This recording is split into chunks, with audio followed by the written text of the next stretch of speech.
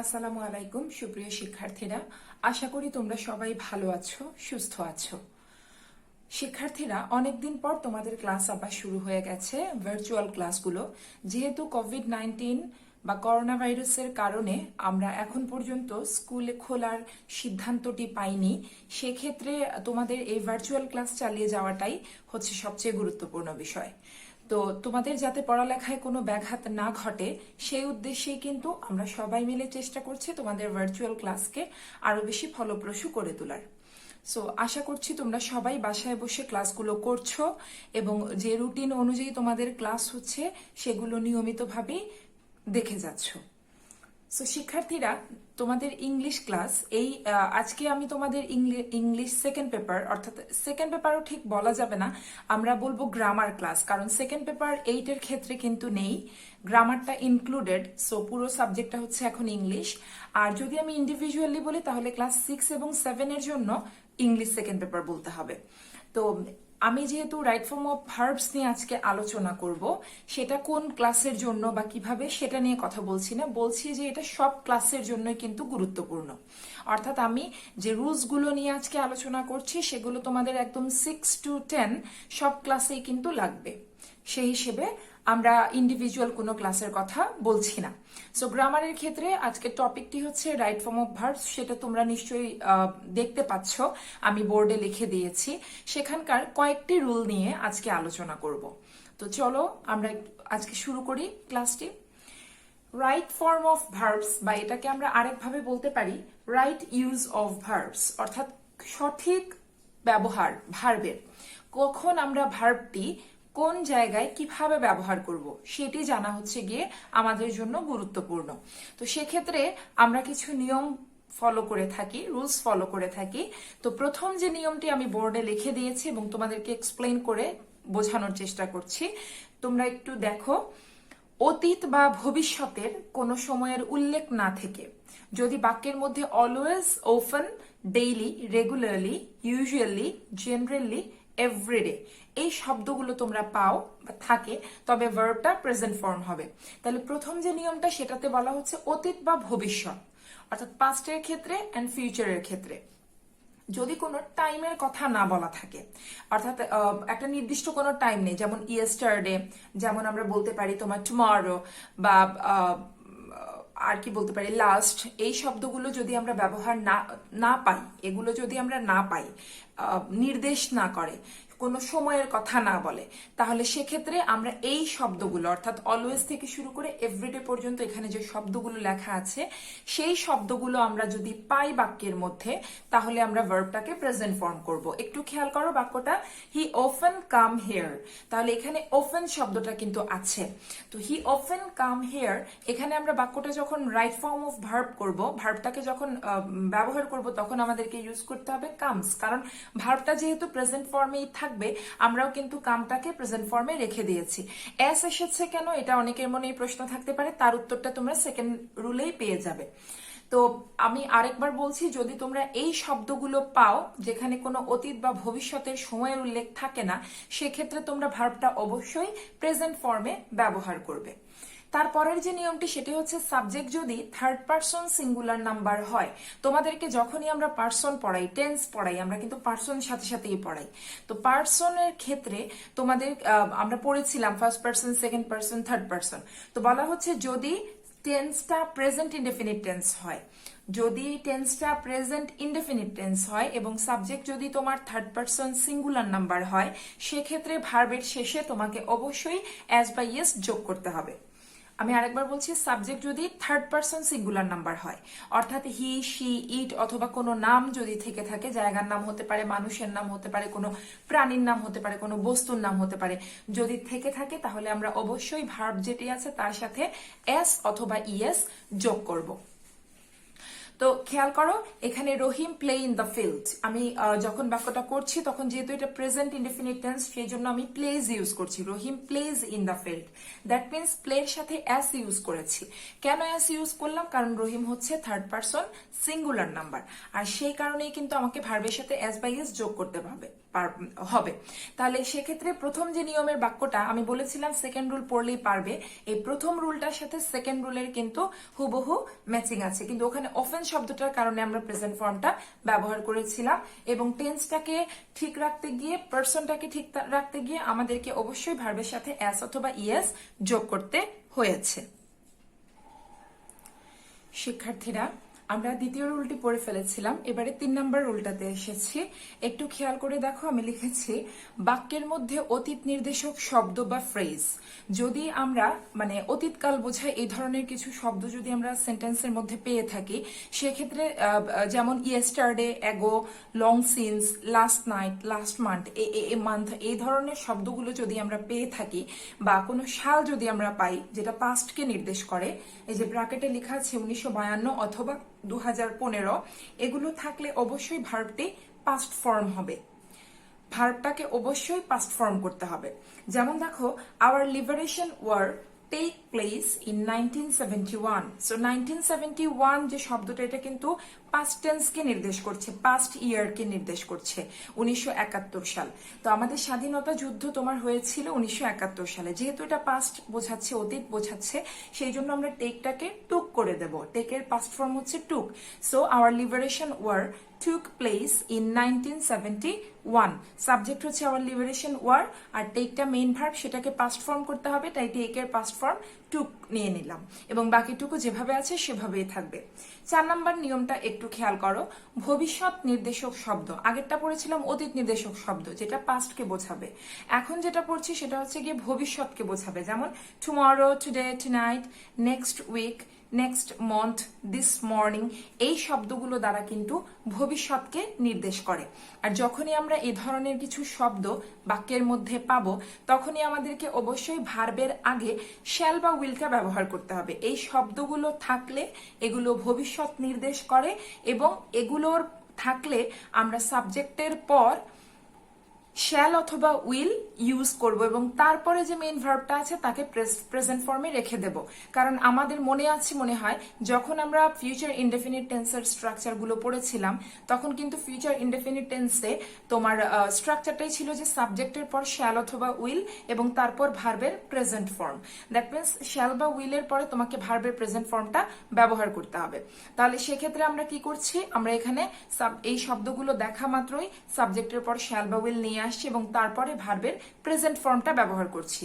বাক্যটা দেখো, Sharmin come tonight, Sharmin আজকে রাতে আসে। এখন টু নাইট যেহেতু ফিউচার বোঝাচ্ছে, সেই জন্য আমরা শারমিনের পর অক্সিলিয়ারি ভার্ব হিসেবে শ্যাল বা উইল থেকে উইলটা নিয়ে আসলাম।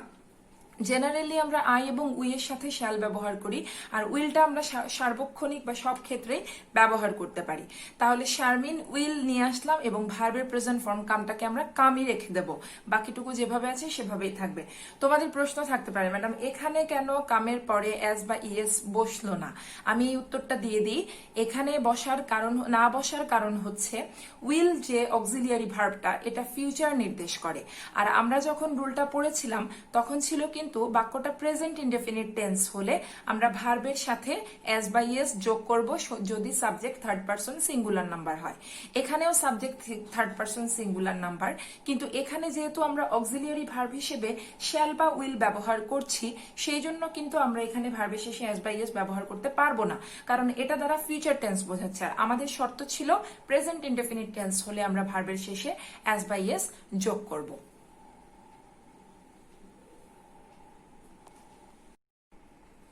শিক্ষার্থীরা, আমরা 5 নম্বর নিয়মে এখন ফলো করব নিয়মটি। একটু খেয়াল করো, ভার্বের পূর্বে হ্যাভ, হ্যাজ, হ্যাড এই 3টা ফর্ম যদি থাকে, এই 3টা অক্সিলিয়ারি ভার্ব যদি থাকে, তাহলে আমরা ভার্বের পাস্ট পার্টিসিপল ফর্ম ব্যবহার করি। তোমাদের মনে আছে প্রেজেন্ট পারফেক্ট টেন্স বা পাস্ট পারফেক্ট টেন্স অথবা ফিউচার পারফেক্ট টেন্স, এই 3টা টেন্স যখন আমরা পড়াই তখন কিন্তু তোমাদেরকে আমরা বলি যে হ্যাভ, হ্যাজ, হ্যাড এই 3টা ফর্ম, 3টা ভার্ব যেখানেই তোমরা পাবে, তার পরপরই যে ভার্বটা আসবে মেইন ভার্ব, সেটাকে অবশ্যই ভার্বের পাস্ট পার্টিসিপল ফর্ম এ নিয়ে যাবে। তাহলে এখানেও কিন্তু ব্যতিক্রম নয়। হ্যাভ, হ্যাজ, হ্যাড এই তিনটা ফর্মের কোনোটা, তিনটা অক্সিলিয়ারি ভার্বের কোনোটা যদি তোমরা পাও, তাহলে পরবর্তীতে যে ভার্বটি আসবে সেটি অবশ্যই পাস্ট পার্টিসিপল ফর্মটি ব্যবহার করে থাকবে। এখানে আমি দুটো বাক্য দিয়েছি এবং দুটো বাক্যের পাশাপাশি দুটো নোট আছে, একটু দেখো। প্রথম যে বাক্যটা সেটা হচ্ছে he has visit the mosque, অর্থাৎ সে মস্ক বা মসজিদটি ভ্রমণ করেছে, দেখে এসেছে। সো হি হ্যাজ, আমরা হ্যাজ দেখতে পাচ্ছি, আমরা ভিজিট যে ভার্বটি আছে তাকে পাস্ট পার্টিসিপল ফর্মে নিয়ে যাব, অর্থাৎ he has visited the mosque. এটা হচ্ছে হি, হি হচ্ছে এখানে সাবজেক্ট, অর্থাৎ সে নিজে কাজটি করছে। যদি সাবজেক্ট নিজে কাজ করে তাহলে আমরা ভার্বের পাস্ট পার্টিসিপল ফর্ম ব্যবহার করব। দ্বিতীয় যে বাক্যটি একটু খেয়াল করো, traffic rules have follow everywhere. এখানেও কিন্তু আমরা ফলোকে ফলোড করে ফেলবো, ভার্বের পাস্ট পার্টিসিপলে নিয়ে যাব, কিন্তু আমাদের এখানে একটু টেকনিকে কাজ করতে হবে। সেটা হচ্ছে যেহেতু সাবজেক্ট নিজে কাজটি করছে না, ট্রাফিক রুলস কিন্তু নিজে কাজ করতে পারে না, ট্রাফিক করতে পারে, ট্রাফিক রুলস কিন্তু করতে পারে না। তাহলে ট্রাফিক রুলস যেহেতু আমরা ফলো করি বা জেনারেল পিপল ফলো করে, সেই জন্য এটা নিজে কাজ করতে না পারায়, সাবজেক্ট নিজে কাজ না করতে পারলে সেক্ষেত্রে আমাদেরকে হ্যাভ, হ্যাজ, হ্যাড যাই থাকুক না কেন এর পরপর ভার্বের পাস্ট পার্টিসিপল ফর্ম ডেফিনেটলি আমরা বসাবো, কিন্তু মাঝখানে আমাদেরকে একটা বিন ইউজ করতে হবে। উত্তরটা দেখো, traffic rules have been followed everywhere, অর্থাৎ ট্রাফিক রুলসটা ফলো করা হচ্ছে, সব জায়গায় হয়েছে। তাহলে এখানে আমার খেয়াল রাখতে হবে, আমার রুলটা হচ্ছে হ্যাভ, হ্যাজ, হ্যাড এর আগে, সরি, হ্যাভ, হ্যাজ, হ্যাড এর পর যে ভার্বটি থাকবে সেটি পাস্ট পার্টিসিপল ফর্মে হবে, কিন্তু সাবজেক্ট নিজে কাজ করলে। আর যদি সাবজেক্ট নিজে কাজ না করে সেক্ষেত্রে আমাকে ওই অক্সিলিয়ারি ভার্ব এবং মেইন ভার্বের মাঝখানে একটা বিন বসাতে হবে। আশা করি রুলটা বুঝতে পেরেছো। শিক্ষার্থীরা 6 নম্বর নিয়মটি আমরা এখন একটু ফলো করব। এইখানে লেখা আছে ভার্বের আগে যদি মডেলস, আমরা মডেল অক্সিলিয়ারি পড়েছিলাম, অক্সিলিয়ারি ভার্বগুলো তোমাদের নিশ্চয়ই মনে আছে, to be verbs, to do verbs, to have, আর হচ্ছে গিয়ে মডেলস ছিল shall, should, will, would, can, could, may, might, need, ought, to, dare, must, এই শব্দগুলো হচ্ছে তোমার models.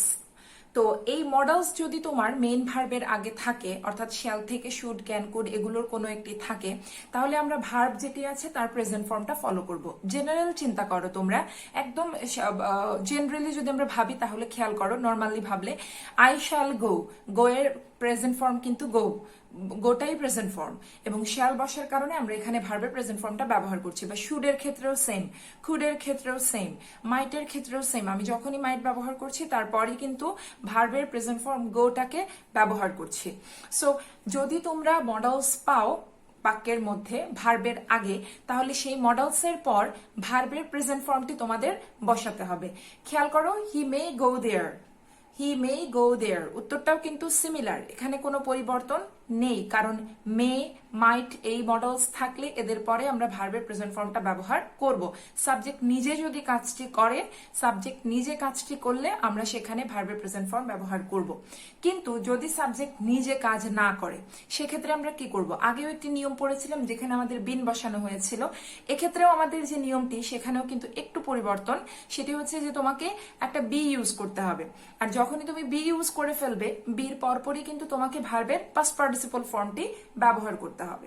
Traffic rules should follow, তাহলে ট্রাফিক রুলস শুড ফলো এই বাক্যটাকে যখনই আমরা পরিবর্তন করে রাইট ফর্মে নিয়ে যাব ভার্বটাকে, তখনই কিন্তু আমাদেরকে কি করতে হবে? Traffic rules should be followed, কারণ এখানে ট্রাফিক রুলস যেটি সাবজেক্ট সে কিন্তু নিজে কাজ করতে পারছে না, তাকে দিয়ে কাজ করানো হচ্ছে না।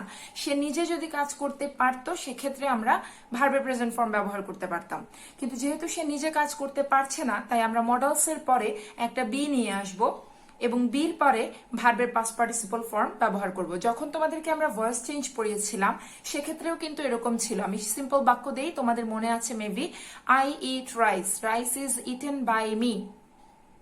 তো এই যে rice is eaten by me, এই ইটেনটাকে আমরা রাইস ইজ মানে অক্সিলিয়ারি ভার্ব যেটা আছে সেটাকে আমরা ভার্বের পাস্ট পার্টিসিপল ফর্ম ইটেন ব্যবহার করছি, এবং তারপরে বাই আসছে, মি আসছে। ওই ক্ষেত্রে আমি যদি ফলো করি যে ইজ ইটেন, ওই রকম তোমার শুড বি আসছে, অর্থাৎ শুডের পরে তোমাকে বি ইউজ করতে হবে এবং ভার্বের পাস্ট পার্টিসিপল ফর্ম ইউজ করতে হবে। জেনারেলি তোমাদেরকে আরেকটা ভার্স চেঞ্জের উদাহরণ দেই, ওটা তো মনে আছে তোমাদের, he should follow the class.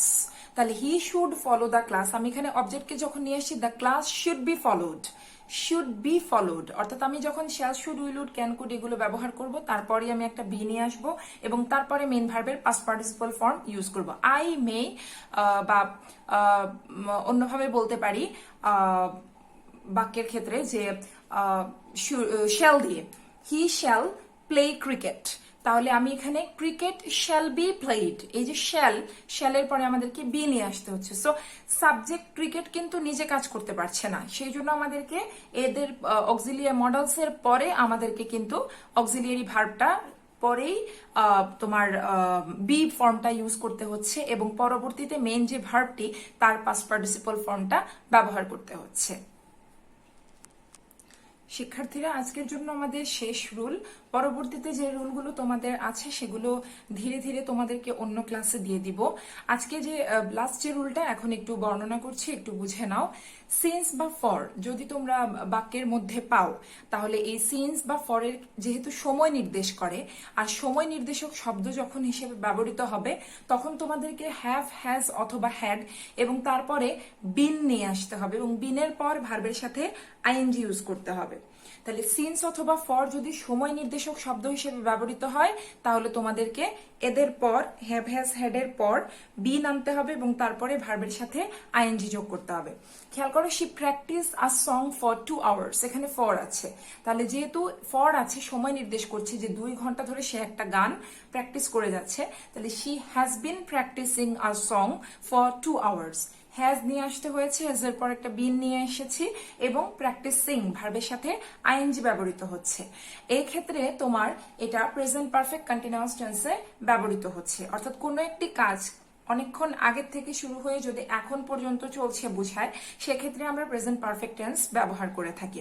So 2 ঘন্টা আগের থেকে শুরু হয়ে সে কিন্তু এখনো সংটা প্র্যাকটিস করছে, সেই জন্য আমরা এখানে হ্যাভ বিন বা হ্যাজ বিন যেটা পার্সনের সাথে যায় আমরা বসালাম, তারপরে ভার্বের সাথে আইএনজি এবং পরবর্তীতে অবজেক্ট ইউজ করেছি। এর পরের যে বাক্যটা, এটা খুবই কমন একটি বাক্য, তোমরা সবাই মোটামুটি এই বাক্যটা চিনো, জানো।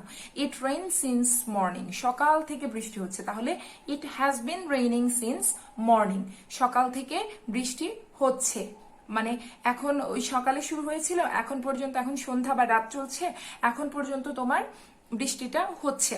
সো যদি আমরা সিন্স অথবা ফর শব্দগুলো আমরা পেয়ে থাকি তাহলে আমরা সেখানে হ্যাভ, হ্যাজ, হ্যাড এদের পরে একটা বিন নিয়ে আসবো এবং ভার্বটা প্রেজেন্ট ফর্মের সাথে আমরা আইএনজি ইউজ করব।